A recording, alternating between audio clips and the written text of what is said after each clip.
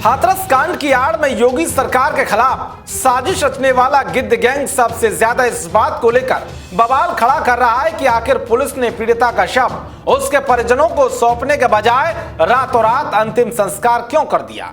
सवाल उठाए जा रहे थे कि क्या ऐसा करके सरकार और पुलिस कुछ छिपाना चाहती थी, यानी कि एक बेटी की चिता की राख पर गिद्ध गैंग ने जमकर सियासत करने में कोई कोर कसर नहीं छोड़ी। और जब यह मामला सुप्रीम कोर्ट पहुंचा तो योगी सरकार ने रातों रात अंतिम संस्कार करने की वजह बताई है। दरअसल सुप्रीम कोर्ट में जब पूछा गया कि हाथरस कांड की पीड़िता का शव रातों रात जलाने की जरूरत क्यों पड़ी, तो योगी सरकार ने जवाब देते हुए साफ कहा कि हमें ऐसी खुफिया सूचना मिली थी कि अगर शव का अंतिम संस्कार करने के लिए सुबह होने का इंतजार किया जाता तो बड़े पैमाने पर हिंसा भड़क सकती थी।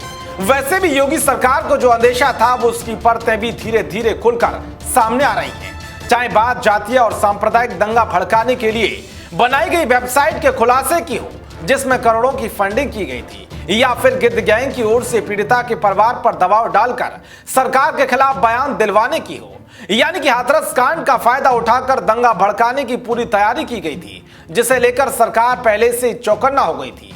तो वह योगी सरकार ने हाथरस केस में हल्फनामा दायर करके सुप्रीम कोर्ट से सीबीआई जांच का निर्देश देने की मांग की है। उसने मामले में अब तक हुई जांच का पूरा ब्यौरा सुप्रीम कोर्ट को सौंपा और दावा किया कि कुछ निहित स्वार्थ वाली ताकतें निष्पक्ष न्याय के रास्ते में रोड अटका रही हैं। बता दें कि यूपी सरकार ने सुप्रीम कोर्ट का नोटिस मिलने का इंतजार किए बिना ही अपनी तरफ से एफिडेविट फाइल कर दिया। उसने कहा कि हाथरस कांड के बहाने राज्य सरकार को बदनाम करने के उद्देश्य से सोशल मीडिया, टीवी और प्रिंट मीडिया पर आक्रामक अभियान चलाए गए। सरकार ने कहा कि क्योंकि यह मामला पूरे देश के आकर्षण के केंद्र में आ गया है, इसीलिए इसकी केंद्रीय एजेंसी से जांच होनी चाहिए और सुप्रीम कोर्ट से सीबीआई जांच की निगरानी करने का भी आग्रह किया। उधर राज्य के पुलिस महानिदेशक एससी अवस्थी ने दावा किया है कि उस रात ऐसा माहौल बन गया था कि शव को गुपचुप तरीके से जलाने को मजबूर होना पड़ा। इससे साफ है कि गिद्ध गैंग पीड़िता के शव को लेकर हंगामा काटता, इसीलिए प्रशासन ने शव को रातों रात जलाना ही उचित समझा। युधिष्ठिर उपाध्याय की रिपोर्ट, वीके न्यूज।